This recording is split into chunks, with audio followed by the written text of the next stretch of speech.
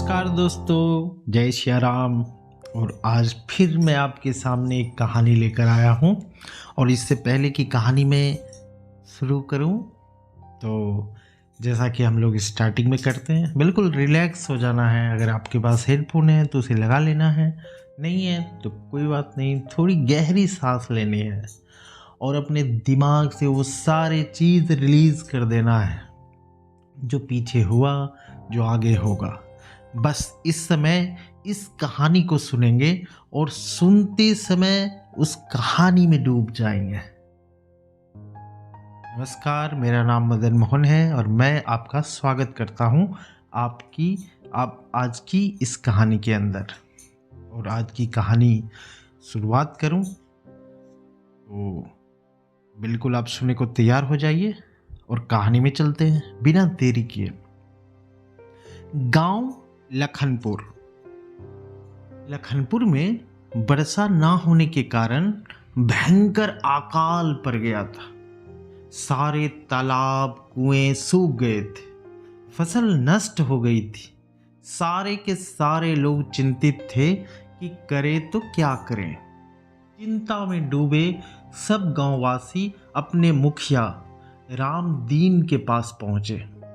उन्होंने एक जबान में होकर कहा, मुखिया जी, यदि इसी तरह इस गांव में बैठे रहे तो सब के सब भूखे प्यासे तड़प कर मर जाएंगे। आप गांव के सबसे बड़े हैं, आपको ही हम सब के बारे में सोचना चाहिए। भाइयों, आप चिंता मत करो, मुझे सोचने के लिए थोड़ा समय दो। भी हम ये तो सोचना ही होगा कि हम अपने घर बार को छोड़कर जाएं तो कहाँ जाएं। घर छोड़ना आसान तो नहीं होता, फिर एक घर छोड़ने के पश्चात दूसरा घर बसाना उससे भी कठिन काम है। ती बसाना खेल बात तो नहीं है, वो बसते बसते बसती है। मुखिया की बात सुनकर गांव का एक गर्म मिजाज युवक रामा क्रोध से भर गया। उसका गर्म खून सोचने का आदी नहीं था। तभी तो वह क्रोध से भरा उठकर बोला, मुखिया जी, हमारे सोचने का समय नहीं है। अब भूख और प्यास से मरने की नौबत आ चुकी है, इसलिए हम एक पल भी इस गांव में नहीं रहेंगे। बेटे रामा, धैर्य से काम ले। जाने से पहले हम लोग को थोड़ा बहुत तो सफ़र का सामान तैयार करना ही होगा। अपनी मंजिल के बारे में सोचना ही होगा। क्या आपको यह नहीं पता कि हमारे गांव चारों ओर से मरुस्थल से घिरा हुआ है? होगा मुखिया जी, हमें अपनी जान के बारे में पहले सोचना है। आप वास्तव में बूढ़े हो चुके हैं, अब आपके पास वह शक्ति नहीं रही जो गांव के युवकों के पास होती है। इसलिए यदि आप नहीं जाएंगे तो मैं अपने साथियों के साथ लेकर यहाँ से आज ही निकल जाऊँगा। बेटे रामा, मैं बूढ़ा जरूर हो गया हूँ, किंतु एक बात याद रखो कि बुद्धि और आयु में बहुत अंतर होता है। तो क्या आप यह समझते हैं कि हम युवकों के पास बुद्धि नहीं है? मैं यह नहीं कहता बेटे, मैं तो केवल यह कह रहा हूँ कि इंसान के पास बुद्धि तो होती है, किंतु उस बुद्धि का प्रयोग अनुभव से ही होता है।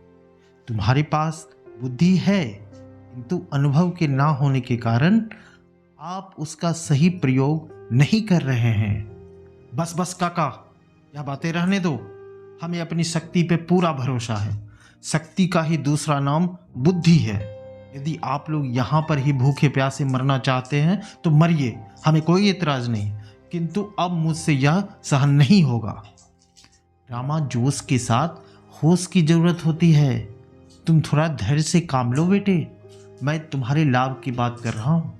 नहीं मुखिया काका, अब तो हमने जो निर्णय कर लिया वही रहेगा, इससे हमें कोई रोक नहीं सकता। हाँ, मैं तो गांव वालों से यही कहूँगा कि जो लोग मेरे साथ चलना चाहते हैं वो इसी वक्त चल दें। जो लोग आपके साथ जाना चाहते हो वो आपकी राह की प्रतीक्षा करें। रामा की इस बात से सारे गांव वालों में एक विचित्र सा युद्ध आरंभ हो गया। दो धरों में बट चुके थे गांव वाले। एक धरा नर्मदल का था और जो कष्ट तक के लिए मुखिया के फैसले का इंतजार करना चाहता था। दूसरा धरा गर्म दल का था, जो रामा के साथ मिलकर इसी समय गांव छोड़ देना चाहता था। उन युवकों का विचार था कि वे किसी दूसरे देश में जाकर व्यापार करेंगे। अब खेती बाड़ी तो समाप्त हो ही गई है। मुखिया भी इस बात को भलीभांति समझ गए थे कि अब तो विद्रोह हो चुका है, इन लोगों को रोका नहीं जा सकता। जल्दीबाजी में ये लोग अंधे हो चुके हैं, अब इन्हें कुछ भी कहना बेकार है। इनके नसीब में जो लिखा है वो यही पाएंगे। इस तरह रामा के साथ जाने वाले अधिकतर युवा वर्ग ही थे, या फिर उसके अपने परिवार से बड़े बूढ़े लोग। वे गाड़ियों पे सवार हो अपना अपना सामान लादकर इस गांव से चल पड़े। गांव में यह दर्द भरा दृश्य देखकर लोगों की आंखों में आंसू आ गए थे। सब लोग अपनी साथियों के बने गांव छोड़ रहे थे। तब उनके दिल पानी से निकली मछली की भांति तड़प रही थी। उस पर भी दुख यह बात की थी कि यह गांव दुख के समय दो भागों में बंट गया। युवकों का गर्म खून वाला काफिला गांव छोड़कर चला गया। इन लोगों के जाने के पश्चात गांव के बूढ़े मुखिया ने बचे हुए लोगों को रात को इकट्ठा किया और चौपाल पर बैठे मुखिया ने उन्हें संबोधित करते हुए कहा, देखो मेरे साथियों, हम कल इस गांव को छोड़कर जाने वाले हैं। हमारा यह निर्णय खुशी से भरा हुआ नहीं है, बल्कि दुख से भरा हुआ। लेकिन यह सब कुछ हमारे बस में नहीं है। हम मजबूर हैं, बेबस हैं। प्रकृति का भयंकर खेल हमें पूर्वजों का गांव छोड़ने पे मजबूर कर रहा है। आज यह निर्णय करते समय हमें अपने हृदय पे पत्थर रखना पड़ रहा है, मगर अब हमारे पास कोई और चारा नहीं है। हाँ, एक बात आप लोग जाने से पहले अवश्य सुन ले। वह क्या? सब लोग एक साथ बोल पड़े। हमारे गांव से थोड़ी दूरी पर एक घने जंगल में पांडवों के समय का एक तालाब है। उस तालाब में अभी भी थोड़ा पानी बाकी है। उस तालाब में से जितने अधिक पानी को तुम लोग भर सकते हो, सभी मिलकर अपनी अपनी बैलगाड़ियों में रख लो, क्योंकि हमें रास्ते में बहुत दूर तक पानी नहीं मिलेगा। इसीलिए हमें हर स्थान पर एक नया कुआं खोदना पड़ेगा, जो सबसे कठिन काम होगा। उसके लिए बहुत समय लगेगा। दूसरा, तुम लोग अपने साथ खाने का पूरा सामान भर लो। इस मरुस्थल में जहाँ कहीं भी हमें छाया नहीं मिलेगी, वहीं पे हम लोग खाना पका लेंगे। जहाँ हमें छाया मिलेगी वहीं पे हम लोग खाना पका लेंगे। ठीक है मुखिया जी, हम आपकी हर आज्ञा का पालन करेंगे। आप हमारी ही भलाई की तो बात सोच रहे हैं। इतनी बात कहकर सब गांववासी वहां से चले गए और अपने अपने घरों में जाकर सफर की तैयारियां करने लगे। इस पुराने तालाब से पानी भर भर कर लाया गया। इस काम के लिए गांव की औरतें, बच्चे, आदमी सब लोग लग गए। अपने परिश्रम से इन्होंने इतना पानी इकट्ठा कर लिया था कि उनके सफर में दिन के लिए काफी था। रामा का काफिला भी उसी राह पर चल रहा था। रामा का काफिला भी उसी राह पे चल रहा था। उनके पीछे पीछे उसी गांव का दूसरा काफिला भी चल रहा था। मुखिया के काफिले वालों ने ये एक आश्चर्य से देखा कि रास्ते में एक दो स्थान पे ताजे कुएं खुदे हुए थे। यह कुएं रामा के साथियों ने ही खोदे होंगे। कितनी ताकत और परिश्रम से यह कुएं खुदे होंगे, यही सोच रहा था मुखिया। यदि वे लोग गांव से ही पानी लेकर चलते तो उन्हें अपनी शक्ति इस तरह नष्ट नहीं करनी पड़ती। यह हाल नहीं होता। बुद्धिहीन लोगों के साथ यही हाल होता। और फिर जब वे लोग जब भयंकर मरुस्थल में प्रवेश करेंगे तो उनका क्या बनेगा? उस मरुस्थल में पानी का नाम तक नहीं है, ना ही उसमें कोई कुआं खोदा जा सकता है। तब उन बेचारों का क्या हाल बनेगा। यह मूर्ख रामा स्वयं तो मरेगा ही, अपने साथ दूसरे को भी मारेगा। अभी मुखिया का काफिला थोड़ी दूर पर ही गया था। सामने से उन्हें एक और काफिला अपनी ओर आता हुआ दिखाई दिया। बड़े विचित्र से लोग थे ये तो कोई नरभक्षी लगते हैं जो मानव वेश में आ रहे हैं। अवश्य ही कोई खतरा है। मुखिया ने अपने साथियों को बहुत ही होशियार रहने को कहा। इतनी देर में वे लोग बिल्कुल समीप आ गए थे। उनके खूनी रंग के भयंकर कपड़े थे, आधे चेहरे पे कपड़े बांधे हुए थे, हाथों में लाठियां भाला पकड़े हुए थे और उन लोगों ने उनके पास आकर अपनी गाड़ियां रोकी। राम राम मुखिया जी, नरभक्षी लोगों ने कहा। कहाँ जा रहे हो मुखिया? जहाँ कहीं अच्छी जगह मिल जाए मित्रों। मगर आप लोगों ने बैलगाड़ियों में इतना पानी भर रखा है, इतने बोझ को लेकर यह बैल कहाँ तक चलेंगे? हमारा रास्ता लंबा है मित्रों, फिर आगे मरुस्थल आने वाला है, वहाँ पर कई दिनों तक पानी नहीं मिलेगा। तुम पागल हो मुखिया? क्या तुम नहीं जानते हो कि यदि तुम इस पानी के बोझ को बैलगाड़ियों से उतार दोगे तो यह तेज चलना प्रारंभ कर देंगे। इस प्रकार तुम लोग जल्दी ही इस मरुस्थल को पार करके उस स्थान पे पहुंच जाओगे जहां पर आप लोगों को हर चीज मिलेगी। मगर पानी के बिना तो हम लोग एक पल भी नहीं रह सकते मित्र। अरे मूर्ख, देख नहीं रहे हो हमारे कपड़े भीगे हुए हैं, बड़े जोर की वर्षा हो रही है। वर्षा? वही मरुस्थल में? यह क्या कह रहे हो तुम? हम झूठ नहीं बोल रहे, मगर फर्क केवल इतना है कि यह वर्षा मरुस्थल को पार करते ही जंगल में हो रही है। इसीलिए तुम लोग अपनी अपनी बैलगाड़ियों से पानी के बर्तन उतार दो, इससे बोझ कम हो जाएगा और बोझ कम होने से बैल तेजी से चलेंगे। इससे तुम लोग बहुत जल्द इस मरुस्थल को पार करके उस जंगल में पहुंच जाओगे जहां पर बहुत जोर से वर्षा हो रही है। वहां पर तुम लोगों को खाने को भी बहुत कुछ मिलेगा। नरभक्षी दानव ने सरदार से कहा। आप लोग जो कुछ कह रहे हो वह ठीक है, किंतु हम लोग इस बारे में सोचकर निर्णय करेंगे। ठीक है सरदार, चलते हैं। यह कहकर नरभक्षी काफिले आगे बढ़ गया। नरभक्षियों के जाते ही मुखिया के सारे साथी इकट्ठे हुए। उनमें से बहुत से लोगों ने यह मत होकर यही कहा कि उन लोगों ने जो कुछ कहा है ना वो ठीक ही है। हम लोगों ने गाड़ियों में पानी बहुत अधिक बोझ लाद रखा, जिसके कारण हमारे बैलों को भी बहुत कष्ट उठाना पड़ रहा और वो धीरे धीरे चल रहे हैं, जिससे हम लोग इसी भयंकर मरुस्थल में फंसे रहेंगे। मुखिया ने अपने साथियों की बात को बड़े ध्यान से सुनी और अपनी लंबी दाढ़ी पे हाथ फेरते हुए कहा, देखो मित्रों, तुम लोग इन नरभक्षियों के बारे में कुछ नहीं जानते। यह लोग बड़े भयंकर खूनी होते हैं और यह मरुस्थलों और जंगलों को में अपना शिकार की तलाश में घूमते रहते हैं। इस समय इन्हें यह पता है कि हमारे पास काफ़ी पानी है। यह हमारे पानी को फिकवा कर हमारी शक्ति कम कर देना चाहते हैं। जब हम लोग प्यास से व्याकुल इस मरुस्थल में तड़पते नजर आएंगे तो यह हम लोगों को घेर कर मार देंगे और फिर भून कर खा जाएंगे। क्या कह रहे हो सरदार? आश्चर्य से लोगों के मुंह खुले के खुले रह गए। हाँ मित्रों, मैं ठीक कह रहा हूँ। तुम इन लोगों के चिकनी चुपड़ी बातों में मत आओ। तुम लोग चुपचाप चलते जाओ, मैं तुम्हारे भले की बात कह रहा हूँ। मुखिया की बात सुनकर कुछ युवकों ने मुंह लाल किए।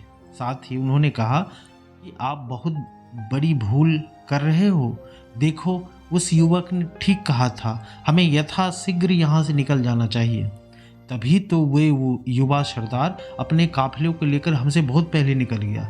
लोगों ने गलत नहीं कहा कि बूढ़े लोगों के साथ रहकर इंसान कभी आगे नहीं बढ़ सकता। हमेशा गर्म खून ही जोश से आगे बढ़ता है। उन युवकों की बात सुनकर सरदार को क्रोध तो आया, पर यह तो उसका खुला अपमान था। मगर फिर भी उसने स्वयं संयम नहीं खोया और धैर्य से कहा, बेटा बरों के कहे और आंवले के खाए का बाद में ही पता चलता है। इस समय तुम लोग अपने उस युवा सरदार को याद कर रहे हो, मगर उन लोगों के बारे में तुम्हें कुछ भी नहीं पता। अभी हम लोग इस मरुस्थल को पार कर लें, फिर मैं तुम्हें इसी रहस्य के बारे में सरदार की बातें सुनकर इसी रहस्य के बारे में बताऊंगा। सरदार की बात सुनकर उस युवकों ने बुरा सा मुंह बना लिया, जैसे उन्हें यह बात अच्छी ना लगी हो। वे अपने बूढ़े सरदार के साथ चल जरूर रहे थे, मगर मन में घृणा हो रही थी। जो युवक उनसे पहले चला था वह तो अपने काफिले के साथ अवश्य ही इस मरुस्थल को पार करके बहुत अच्छे स्थान पे पहुंच गया होगा। वहां पर उन लोगों को अच्छा खाने पीने को मिल गया होगा, किंतु वे लोग ऐसा सोच रहे थे। इस बूढ़े सरदार के साथ बहुत ही धीरे धीरे चल रहे थे। इस धीमी गति से चलने से इसी मरुस्थल में उनका पानी भी समाप्त हो जाएगा और शायद जो खाने पीने का सामान है वह भी समाप्त हो जाएगा। इस तरह वे सब इस भूखे प्यासे इसी मरुस्थल में मर जाएंगे। मगर अब तो वे सब के सब मजबूर थे। यदि वे लोग भूल से इस स्थान पे आकर विद्रोह भी करते हैं तो उनके पास क्या बचेगा। मौत तो इधर भी है और उधर भी है, मरता क्या न करता वाली बात। वे बेचारे बुझे दिल से उस मरुस्थल में चलने लगे। वहां पर सूर्य की गर्मी तो थी ही साथ रेत भी आग की भांति जल रही थी। हर क्षण उन्हें प्यास तड़पा रही थी। वे पानी का घूंट भर भर कर इस आग को ठंडा करने का प्रयत्न कर रहे थे। कितना भयंकर मरुस्थल था, जहां दूर दूर तक कहीं पानी तो क्या, छायादार वृक्ष भी नजर नहीं आ रहे थे। इन लोगों को एक ही आशा खींचे जा रही थी, वो थोड़ी देर के पश्चात ही उस हरे भरे जंगल में पहुंचने वाले हैं जहां पर वर्षा हो रही है। मगर अभी वे थोड़ी ही दूर चले थे, मगर जंगल के निकट वर्षा का तो कोई नामो निशान नहीं था। किंतु उनकी सबकी नजरें फटी की फटी रह गई। या क्या, उनके सामने ही रेत के ढेर के पास बहुत से इंसानों की हड्डियां जल रहे थे। या तो पूरे का पूरा काफिला ही समाप्त हो गया। इनमें से कुछ लोगों के सब आधे खाए हुए थे।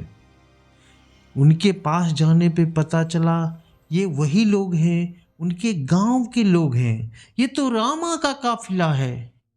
क्या वे सब के सब मारे गए?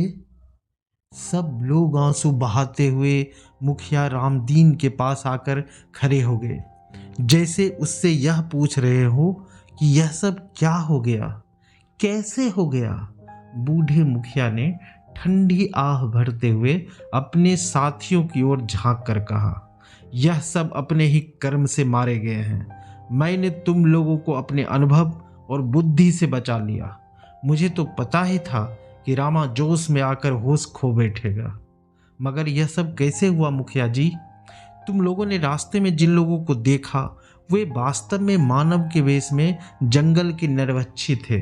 वे हमें पानी फेंक देने के लिए इसलिए कहते थे ताकि हम लोग प्यास से मर जाएं। हम लोग अधमरे हो जाएंगे, इससे हमारी आधी शक्ति समाप्त हो जाएगी। फिर वे बड़े आराम से हम पे हमला करके मार कर खा जाते। यही चाल उन लोगों ने रामा के साथ चली होगी, और जैसा उन्होंने हमसे आकर बोला था वैसे आगे तो बड़े जोरों की वर्षा हो रही है। मगर मैं इतनी कच्ची गोलियां नहीं खेला था जो उनकी इन चाल को ना समझ पाता। अरे मूर्खों, तुमने तो उनकी बातों पर विश्वास कर लिया, जबकि मैंने चारों ओर नज़र दौड़ा कर देख लिया था कि दूर दूर तक कहीं भी बादल का नामो निशान तक नहीं था। फिर ये लोग कैसे कह सकते हैं कि जंगल की ओर वर्षा हो रही है? वहीं से मुझे इनकी नीयत पे शक हो गया था। मैंने इनकी आंखों में गौर से झांक कर देखा। मुझे पूर्ण विश्वास हो गया था कि इन लोगों की आंखें मानव जाति की नहीं हैं, ये आंखें तो दानवों की है। यही लोग नरभक्षी हैं। मुखिया जी, यह तो बहुत बुरा हुआ। उससे भी बुरा यह था कि हमने आपको बुरा समझा और दिल ही दिल में यही कहते रहे, कि आप भटक गए हैं, आप बूढ़े हो गए हैं, आप डरपोक हो गए हैं, आप हमें मरवा देंगे। किंतु आज हम अपनी भूल पे पश्चाताप कर रहे हैं मुखिया जी। यदि हम आपकी बात ना मानते तो हमारा भी यही हाल होता जैसे रामा और रामा के साथियों का हुआ है। दोस्तों, जो बड़ों की बात नहीं मानता वो सदा दुख पाता है। यहाँ पे कहानी समाप्त हो जाती है। और इस कहानी से हम क्या सीखते हैं? इस कहानी में बहुत कुछ छिपा हुआ है। आज भी हमारे घर में, परिवार में, समाज में, युवा और प्रौढ़ में संघर्ष जारी है। हर परिवार में, हर गांव में, हर समाज में, देश में, हर जगह पीढ़ी दर पीढ़ी, दो पीढ़ियों के बीच जो समय का गैप होता है, इसके कारण विचारों में मतभेदता होती है। एक जो प्रौढ़ होते हैं वो अनुभव की बात करते हैं, जो युवा होते हैं वो जोश की बात करते हैं। इस कहानी में भी दो पक्ष था। अंत कैसा हुआ आप सब ने देख लिया। तो कहानी से आपने क्या सीखा? कमेंट बॉक्स में ज़रूर बताइएगा। कहानी को अंत तक सुनने के लिए सभी को धन्यवाद। और अगर कहानी आपको अच्छी लगती हो तो प्लीज़ इसे लोगों से शेयर भी किया कीजिए। कमेंट बॉक्स में कोई सुझाव हो वो भी दिया कीजिए। 20 दिन 20 कहानियाँ का जो ये दौर चल रहा है, इसमें आज की कहानी के लिए आप क्या शीर्षक रखना चाहेंगे इस कहानी का?